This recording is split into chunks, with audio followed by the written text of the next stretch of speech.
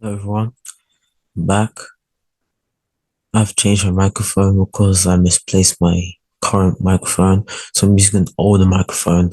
Sorry if the audio quality isn't as good as it usually is, but this is what I have for today, so I'll just get on to the story.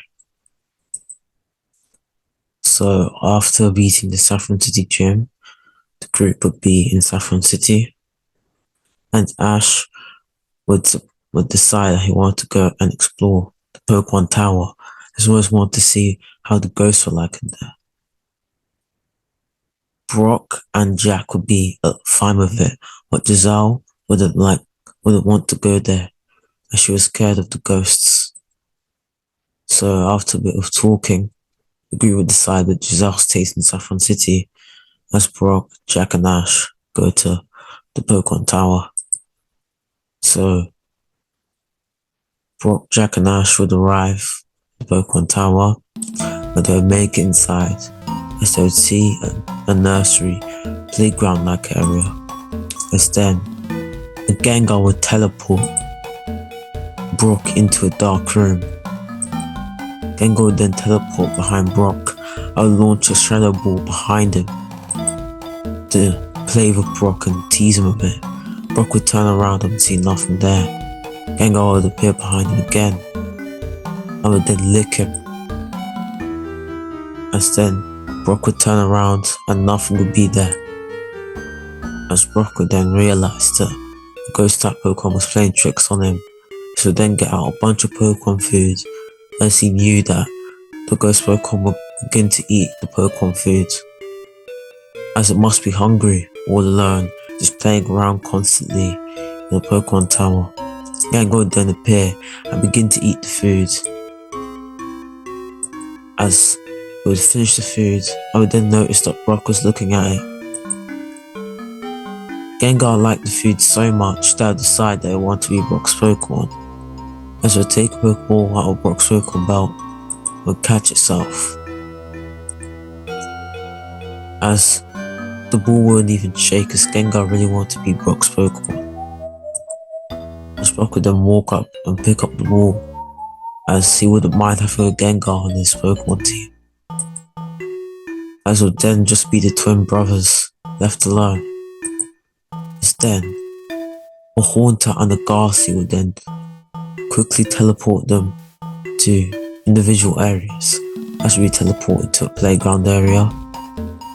But Haunter will begin to play around with the playground area, and after playing around for a bit, he'll play with Ash and teleport behind him and push him around, so then teleport in front of him. Ash would then see Gengar do lots of funny faces, as Ash would find it funny.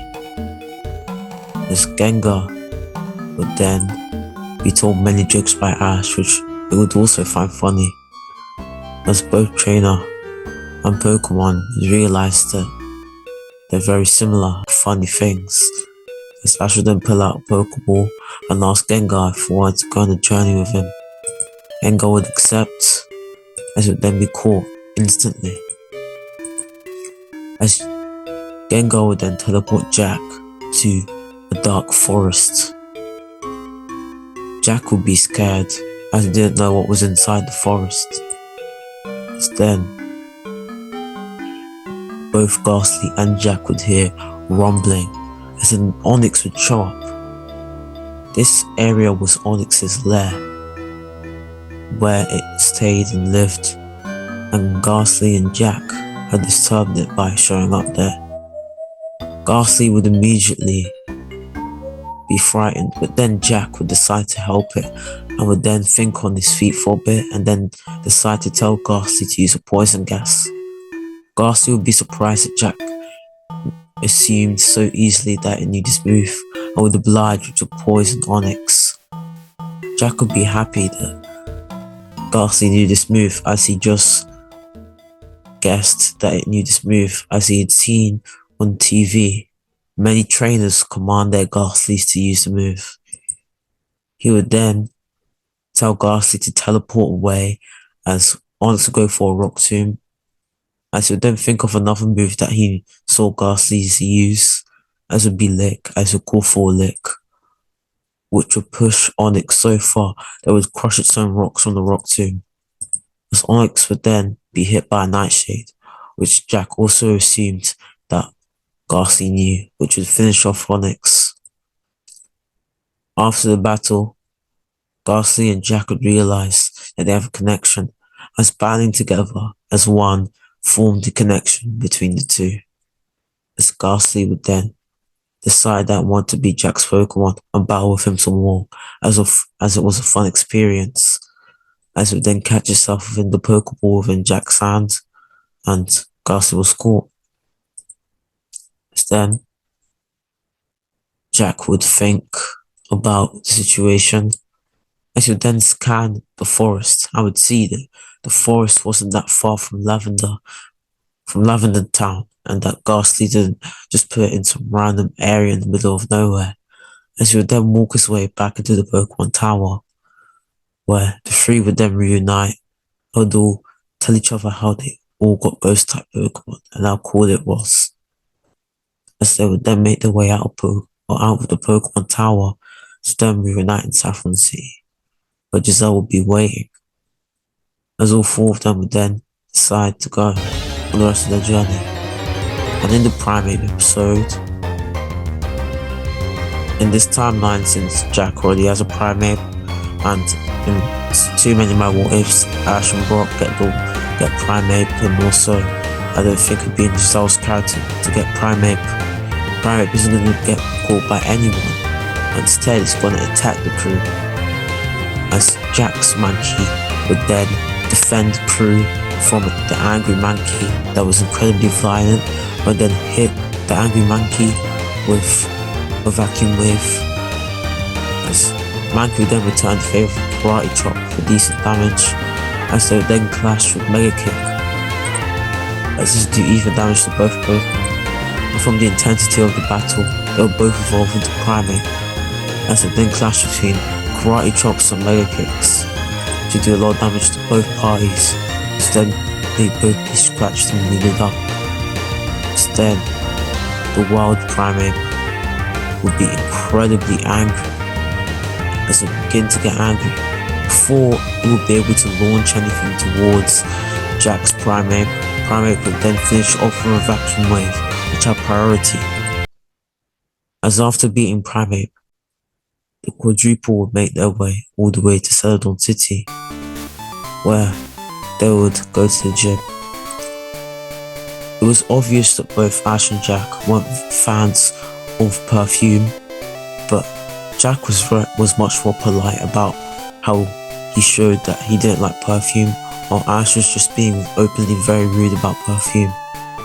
Erica would then show up, as she would then ask if all four of them were gym challengers. Giselle, Ash, and Jack would say yes, as Brock would say that he's not a gym challenger. As then Erica realized that he's Brock, as then she would say, "Oh, silly me, of course you're not a gym challenger, you're a Kanto gym leader." As then Brock would say that right now it's not really a gym leader, he's kind of just traveling around. As then Brock would get a good look at Erica, the one he was talking to, and he would find her incredibly beautiful, as love hearts would appear in his eyes. As then Brock would then ask Erica if she wanted to marry him out of the blue, and Erica would politely decline, but Brock would still be in love. As then Erica would notice that both Ash and Jack weren't fans of perfume, and she would want to talk to them, as she would then tell Brock and Giselle to go inside and wait for her to talk to Ash and Jack. She would then ask them, "Why don't you guys like perfume?" As a green glow would appear in her eyes, as she was beginning to get slightly annoyed. As Ash and Jack would then say, "We just don't find it very nice." Jack would try to be polite and say that the smell is very appeasing to him and it smells unnatural and weird, but Ash just wouldn't care, would just say that if you wear perfume it's smelly and disgusting. This would annoy Erica so much that she would pretty much assault these kids, would put crosses on their faces and ban them from entering the Celadon gym. She would then walk into the gym. Two brothers would then get up, as Ash would then decide to send out his tentacle to wash off the red from their faces. His tentacle would then use a water gun on Jack's face, which would wash off the red, and then a water gun on Ash's face, which would wash off the red. As Ash would then turn his tentacle. He would then put the Pokeball back in his belt. As then Haunter and Garcia would be sent out, as both trainers would nod at each other, knowing the plan, to then tell both of their ghost types that they want to teleport inside the Celadon gym. As Garcia and Haunter would get an idea from this, so then smile deviously after exchanging devious smiles, as then teleport both Ash and Jack right in front of Erica, which would startle her and scare her. She would then ask how they got in, as they would then point towards both of their ghost types. Erica would be so annoyed that she decided that she wanted to accept the battle and humble both of the boys, as she would begin to get angry. Then would then be Jack and Garcia versus Erica, as Erica would send out Weeping Bell, as Jack would send out his Charmander. Charmander would land a flamethrower, which would instantly defeat Weeping Bell. Jack would then decide to return Charmander to give his other Pokemon experience. She would then send out Garcia, which would go against Tangela. Tangela would then be poisoned by poison gas, as it would then hit Mega Drain on Garcia. This would then regain some health, but the poison would still hurt it, as it would then be licked by a lick for decent damage, as it would then hit Garcia with lots of Vine Whips for decent damage, as then Garcia would hit Tangela with a Nightshade for decent damage, as Tangela would miss a Mega Drain, as Garcia would avoid it, and would then be hit by a Hex, which would do double damage, as Tangela was poisoned. Jack would have gambled and hoped that Garcia knew that move, as it was very powerful, so he just called it out of the blue and Garcia luckily knew it. Jack would be happy at this, as then Eric would send out her final and strongest Pokemon, being Gloom, who would instantly paralyze Garcia with a Stun Spore. As Gloom would then begin to charge up a Solar Beam, and Garcia wouldn't be able to move, so it would be hit straight in the face with Solar Beam for a lot of damage. Then Garcia still wouldn't be able to move and be barraged by Razor Leaves, which would finish it off. As then Jack would send out his Spearow. As then Erica would say that it's shiny, and even though it's shiny and rare, she still would teach him a lesson for disrespecting Perfume. As Jack would be annoyed, as he didn't even say anything that bad. It was mainly his brother who said all the bad things, and that Erica was being unfair to him. He would then use this to motivate him, as he would then call for an Aerial Ace, which did a lot of damage.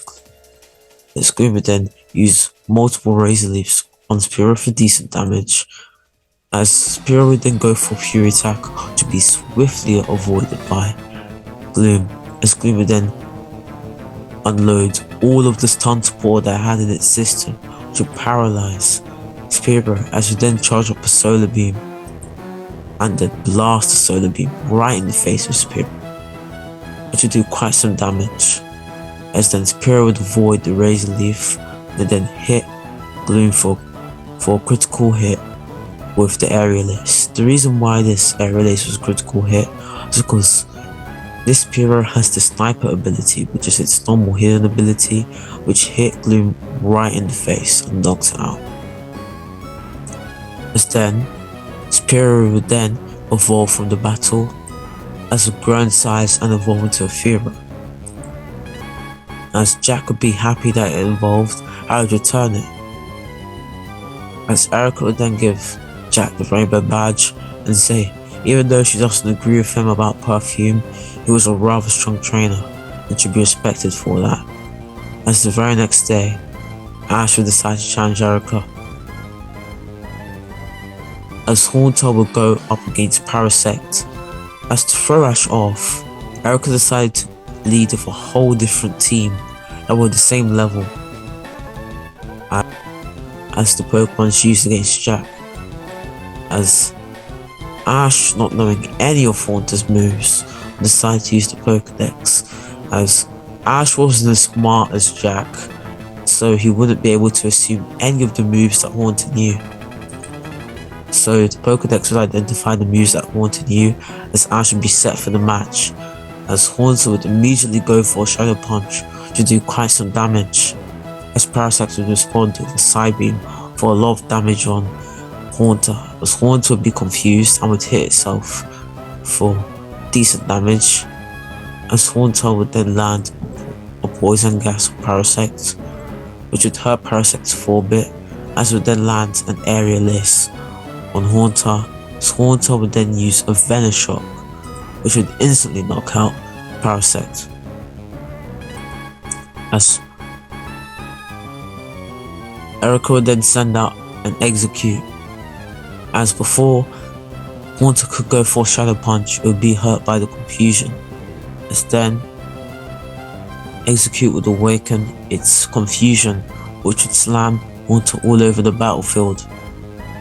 As Haunter would then be hurt, as Psychic Energy would hurt it even more. As Haunter would then push through the confusion and land a Shadow Ball for a lot of damage. But the Psychic type move would finish off Haunter, as Tentacle would immediately be sent out and would immediately jab its opponent straight in the middle egg with Poison Jab, which would instantly knock out Execute, as this would then cause Tentacle to evolve from the experience it gained as a grown size and become the much bigger Tentacruel. As then, Tentacle would go up against Gloom.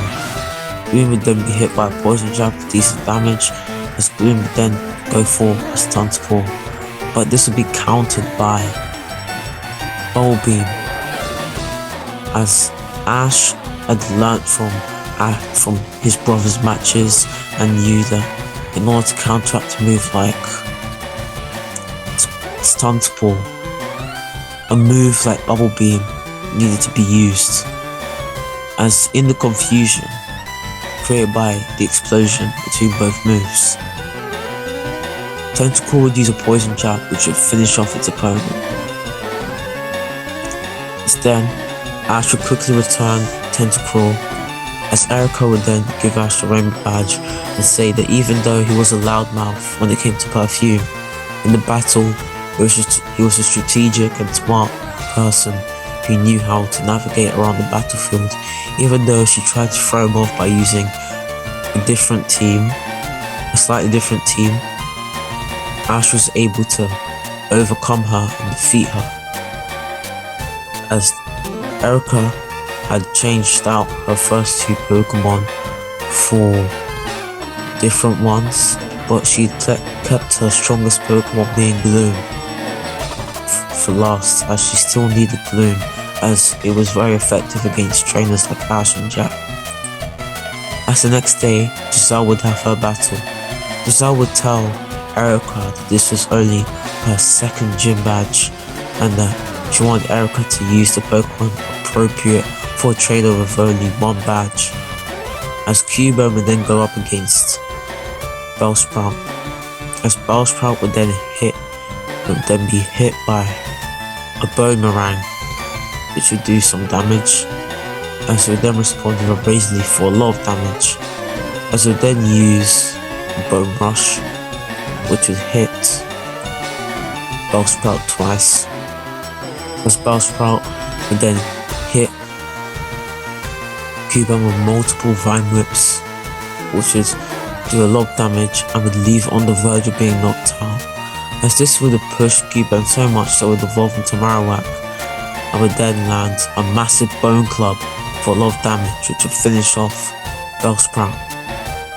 As Giselle would return her Pokemon and receive her Rainbow Badge, as Erica would say that she's a talented trainer and that she has lots of potential, that she still needs to realize.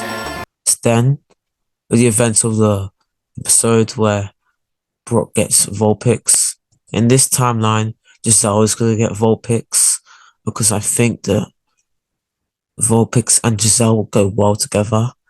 And honestly, Brock really didn't do that much with Vulpix. And I really understand why he gave it back to its original trainer because it was kind of just there. Other than for the occasional Team Rocket battle, it did really nothing with Brock. And in this timeline, I'm just going to say that this Pokemon is permanently going to be Giselle's. I made this decision because I thought that the only reason why Brock gave it back was because he thought it wasn't his because he didn't really do much of Vulpix, so he didn't feel it was his. And I always thought that Susie in the original timeline wanted Vulpix to go out there in an adventure and become a battler and fulfill its true battle potential. And I think with Giselle, a trainer who wants to get badges, it will fulfill its potential.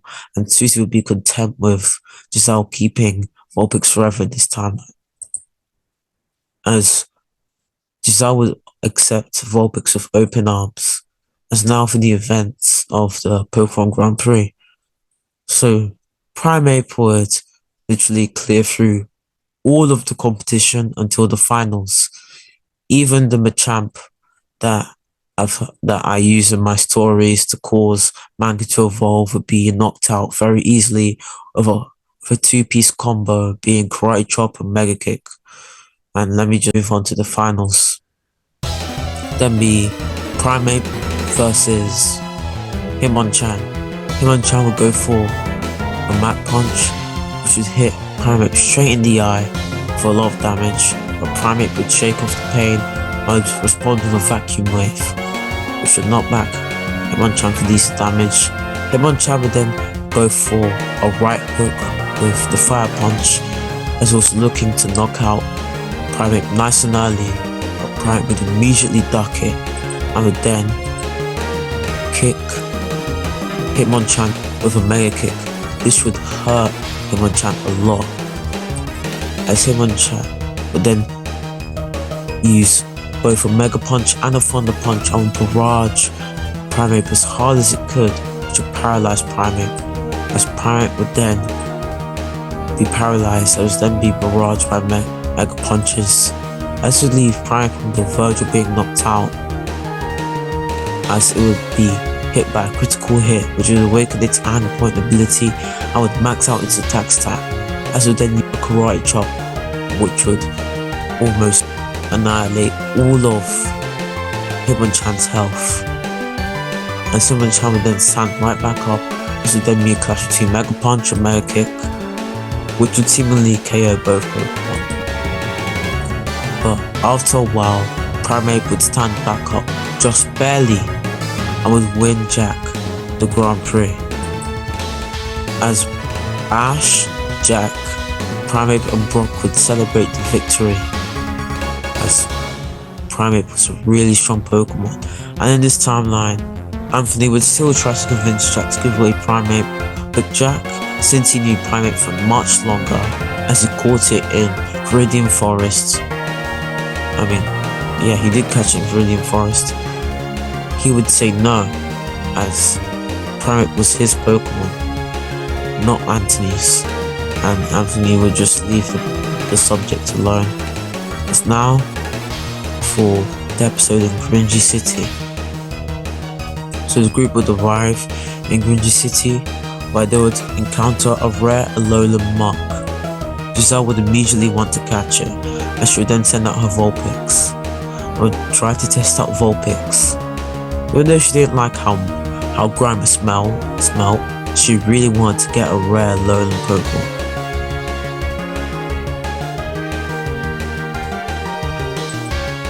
Grimer would then be hit by a flamethrower, decent chunk of damage, as it would then respond with an acid spray, which would lower the special defense of Vulpix, as Vulpix would then go for a quick attack, which would do decent damage, as Vulpix would then be hit by a Mud Shot, which would slow it down and hit with super effective damage, as Vulpix would then land Fire Spin, which would hurt Grimer, as Grimer would evolve, would then miss its Mud Shot, as then Vulpix would land multiple swifts, which would do quite some damage and leave Grandma on the verge of being knocked out. As Giselle would then throw a Pokeball. This Pokeball would then shake and shake and shake again until Grandma was caught. Giselle would be very happy from getting this rare Pokemon and add it to her roster.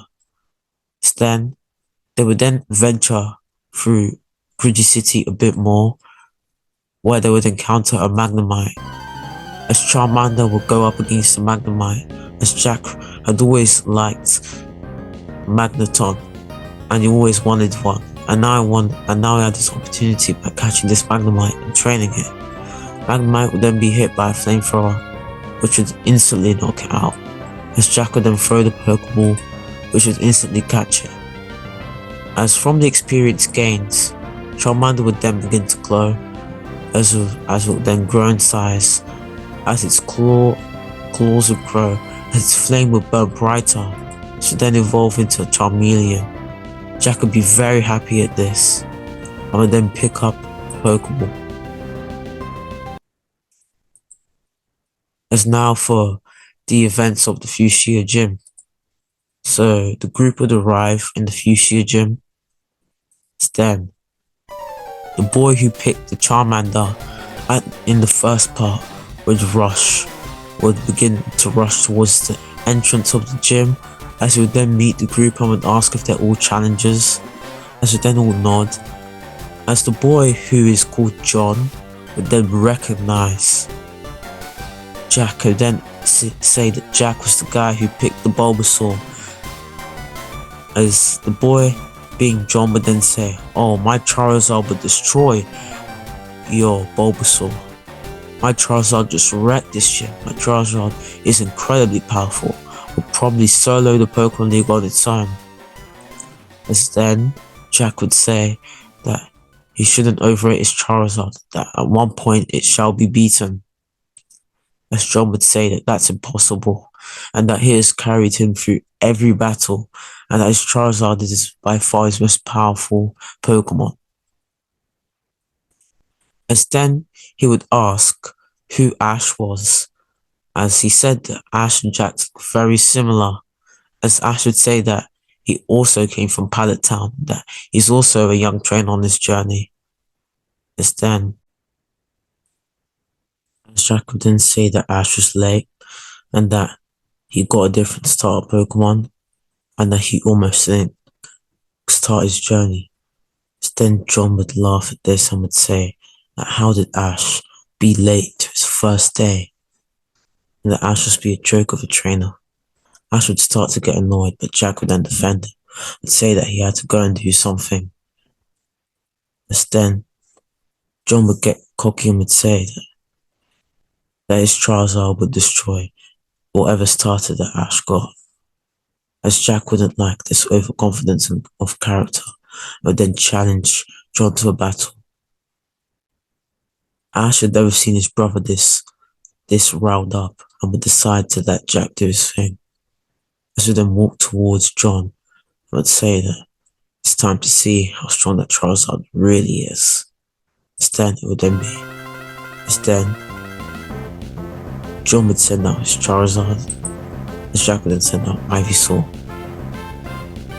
Jack said that Charizard wiped out all of Koga's team with one flamethrower, and that it took basically no damage, so Charizard is fresh. As then Charizard would try and land a flamethrower, which would quickly be avoided by Ivysaur. Ivysaur would then wrap Vine Whips around Charizard's neck to try and stop Charizard from landing flamethrowers, but it wouldn't constrict Charizard enough so Charizard couldn't breathe, just stop it from being able to breathe out fire. As it then barrage Charizard with multiple sludge bombs. This was a move that Jack had taught it during training to be able to counteract against Pokemon that weren't weak to grass type moves. As then Charizard would then raise the heat in its body, slash its body temperature, which would then burn the vine whips and burn Ivysaur. This would hurt Ivysaur, as then they would then clash between a takedown fused with razor leaves and a wing attack. As the wing attack would win, I would leave Ivysaur on the verge of being knocked out, as this would then awaken Ivysaur's overgrowth, as this would then knock back Charizard.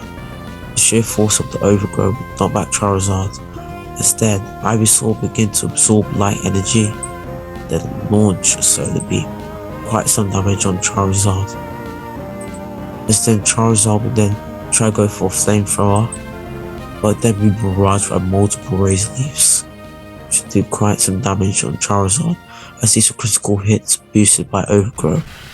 Charizard would then again go for a flamethrower, which would hit and would almost knock out Ivysaur. It would seem that Ivysaur was finished, as John would say that it seems that his pride and joy has knocked out Jack's starter Pokemon, and that his Ivysaur cannot possibly compare to Charizard, and that he can't believe that I've even a Venusaur by now. This would then strike a nerve between Ivysaur, as I then would then prepare for something, as then Charizard then awakened its blaze, as it knew that something big was about to happen with Ivysaur. As then Ivysaur will push itself to evolve, its flowers will then grow in size and will then evolve into a Venusaur. Charizard knew that this was going to be the toughest battle it's had, as then they'll both begin to charge up in a flamethrower and a solar beam, as then both moves will clash and collide, as they'll then begin to push each other back, as both Pokemon will put everything into both moves. Both moves will then create an explosion, which will knock out both Pokemon, as both trainers would wait for their individual starters to stand up and rise. As both starters begin to rise, trying to show dominance, but Venus just wouldn't be able to make it up to the battlefield, while Charizard would stand up with great difficulty, but it would be the one on its feet ultimately. It's them. Both trainers return their Pokemon, as Jack would be distraught by this defeat, as he couldn't believe that he lost to a guy who's gotten carried by his Charizard. As then, John would say that Jack was the inferior trainer, and that his Charizard was too strong. As then, John would then rush out of the gym, as he thought he had better things to do. As then, Ash would then ask if his brother was okay, as he knew that something off was about Jack. As then, Jack would begin to feel sadness within himself and disappointment, as he would run out of the gym, not wanting to talk to anyone after his loss.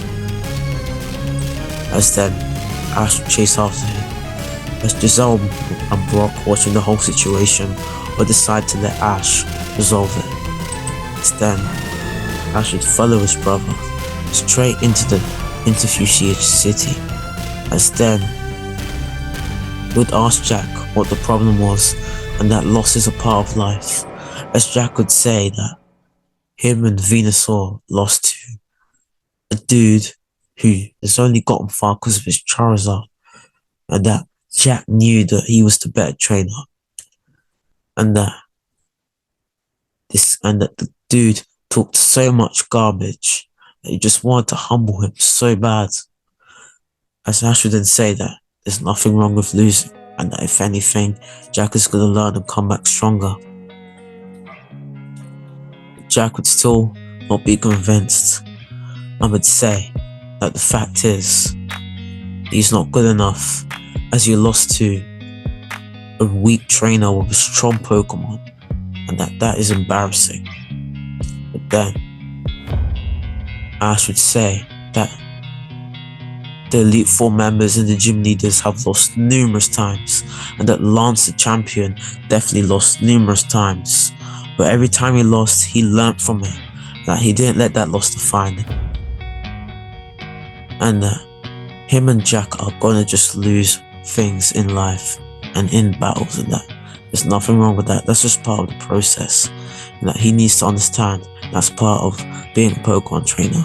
That if he wants to become a Pokemon master, he needs to accept that that is part of being a Pokemon trainer. So then Jack would understand what Ash would say. Ash would then snap out of his melancholic state and decide that it's time to continue being a trainer.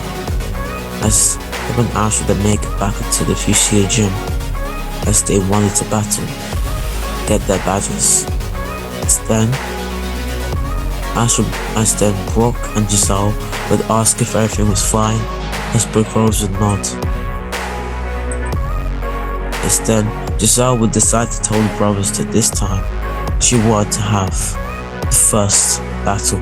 She wanted to have the first go, as she always gets the last go and she for once wants to go first. I should then ask to battle Koga. I would say that she currently has 2 badges. Koga would say that his main team that he uses on most trainers who usually have 5 badges are completely beaten, and that now he wants to battle, and that now that Giselle is a trainer with 2 badges, he is going to use a weaker team that compensate and test trainers with 2 badges. And that, luckily for Giselle, that team is fresh. So it would then be Coughing versus Bulbasaur.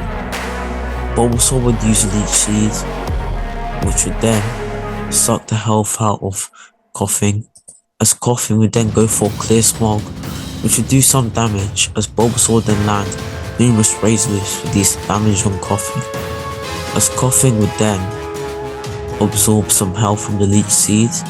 Not Coughing, Bulbasaur, as Bulbasaur would then begin to charge up the Solar Beam, wanting to finish this as soon as possible. I would then hit it on Coughing, which would finish off Coughing. As then Koga would then send out his Grimer. His Grimer would then use a Sludge, which would do decent damage, as Bulbasaur would then go for a Takedown, which would then hit Grimer for decent damage. As Grimer then land a Sludge on Bulbasaur, which would knock out Bulbasaur. This would then be Grimer versus Grimer. As then Grimer would land a Mud Shot. The Alolan Grimer would land a Mud Shot on its opponent for a lot of damage, as Cantonian Grimer would go for a Sludge, which would be swiftly avoided, as Alolan Grimer would then go for an Acid Spray, which would lower the special defense of Cantonian Grimer. So then be a clash between Mud Shot and Sludge, as this clash would be intense, as both Pokemon would put their all into it, but eventually Mud Shot would overwhelm the Cantonian Grimer and knock it out. As then Koga would then send out his Arbok. I would say that for trainers with 2nd badges, Arbok is the perfect challenge for them. That he would like to see what Giselle can do against Arbok, as it would then be Alolan Grimer versus Arbok. After beating its Cantonian counterpart, this would raise the confidence of Alolan Grimer, as would be hesitant to follow Giselle's commands, as Intimidate would then intimidate the Cantonian Grimer. Then Grimer would then land an Acid Spray, which would lower the special defense of Arbok, as then Arbok would then go for a Bulldoze, which would slow down the Alolan Grimer. This Alolan Grimer would then be hit by an Iron Tail, which would lower its defense, as then Grimer will go for Mud Shot, which would slow down Arbok, as then they'll both hit each other with bites, which would do decent damage to both Pokemon.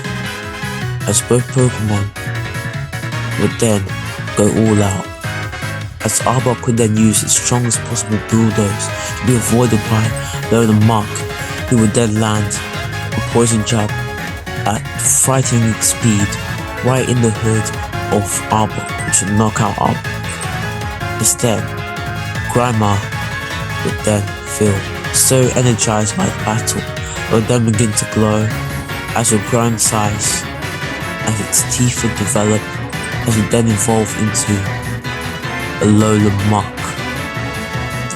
This Muk would feel like it was on top of the world, so Giselle would try to congratulate it on its evolution, but then launch a sludge bomb right to her face, as this would annoy Giselle, as Grandma would decide that a trainer as new as Giselle and fresh as Giselle was not worthy of commanding it, and that it was now going to just do its own thing. Koga would immediately notice what was going on, as when he handed Giselle her badge, he would say that she needs to deal with her Muk and make sure that it understands that she is its trainer, because it seems that Muk is going to begin doing its own thing now. Giselle would understand Koga's advice and take it in stride. As the next day, Ash would arrive for his battle. This would then be Golbat versus Venomoth. As then Venomoth would then add Side Beam on Golbat for decent damage, which would be super effective. As then, Golbat would land an Air Cutter, which would be a critical hit on Venomoth, but Venomoth would remain standing, as it would use a Side Beam which would be quickly avoided, as then it would be finished off by and would get attacked by Golbat.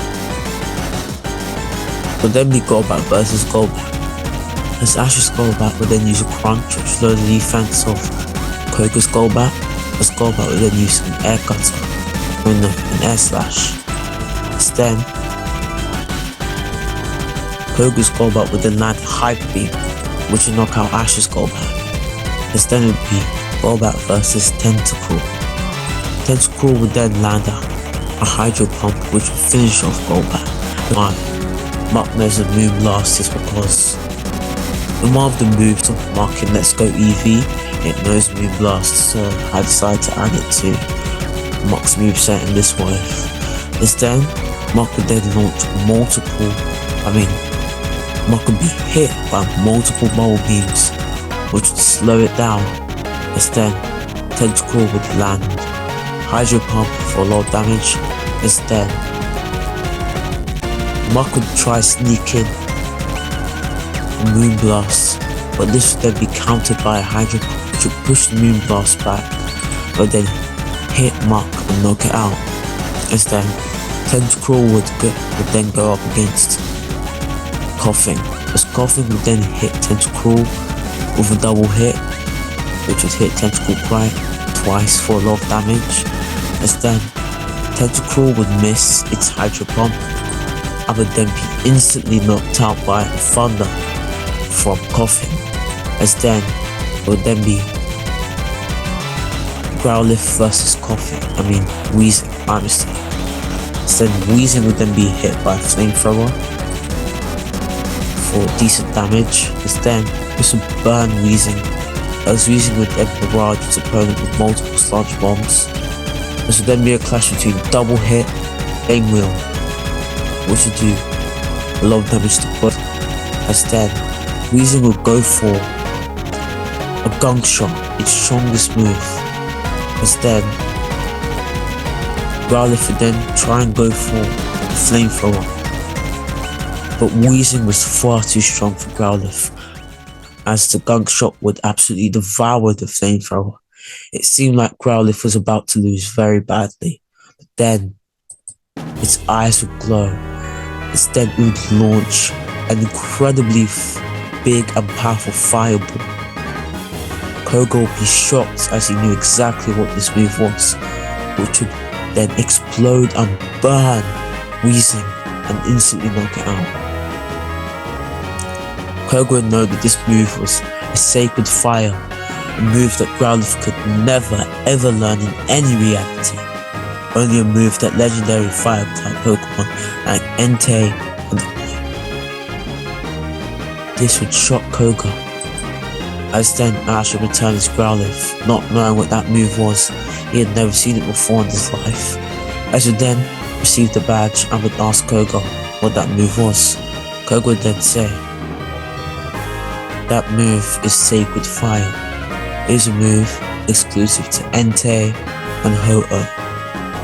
If your Growlithe can use that move, that Growlithe is not what it seems to be. It's not just an ordinary Growlithe. There is more to it." As the next day, Koga would battle Jack. As Jack would send out his Fearow, he would use an Aerial Ace, which would do a lot of damage on Venomoth, and off would then land a Psybeam, which would knock back Fearow. His Fearow would then barrage his opponent with multiple Fury attacks. As then,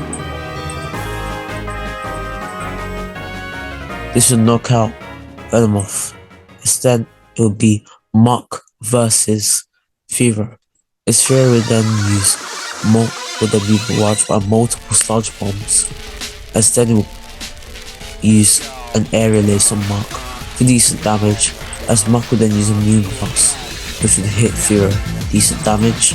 As then, Fearow would go for an Aerial Ace, which would then be countered by multiple Sludge Bombs, which would finish off Fearow.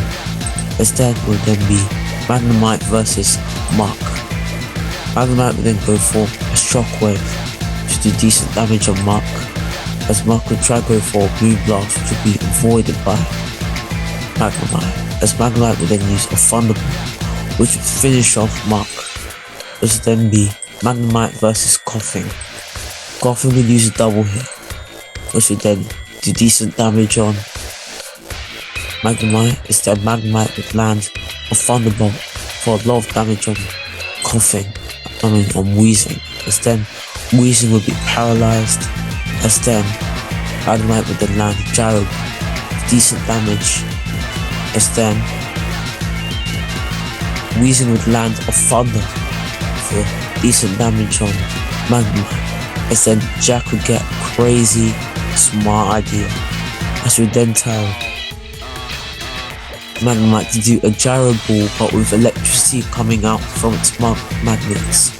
As then, it would generate electricity moving all around with the Gyro Ball, as this would hit Weezing with from many angles of electricity, but then hit Weezing with a Gyro Ball, which would knock out Weezing, as it would then be Golbat versus Magnemite. As Magnemite would then use a Thunderbolt, which would then shock Golbat for a long time and would knock it back for a lot of damage. As then, Golbat would finish off Magnemite with a Hyper Beam, as Golbat would need to recharge. As then, Jack would send out his Primeape, and after recharging, Golbat would go for a Mega Attack, which would be avoided, as Primeape would then land a Mega Kick on Golbat, which would spike it right into the air. So Golbat would try to go for an Air Slash, which would be quickly avoided by Primeape, as Primeape would then land a Vacuum Wave, which would do decent damage, as both Pokemon would be ready to finish the battle. As would then be a clash between Mega Attack and Mega Kick, as both attacks would hit both Pokemon. As then, both Pokemon would stare at each other, waiting for one to go down. But Primeape would stand its ground, as Golbat would fall. As then, Jack would be crowned the winner, as he would return his Primeape and would receive his Soul Badge. As Koga would tell Jack that he has lots of potential, and especially with that Primeape, and that if he trained it right, it would be unbeatable. As the way that it moved, its movements, that Primeape had limitless potential, as Jack would take this in. As Koga, being a ninja, was able to tell the movements of Primeape and was able to decipher them. The brothers would then journey to the Safari Zone to go and catch any Pokemon. Jack wouldn't have any luck catching anything, but Ash would catch a Rhyhorn, and guys, I think this is where I went off. I'm sorry if the audio quality was bad. My normal mic, I just lost it. I displaced it, so I had to just use this one. I just hope you guys enjoy this video, and bye.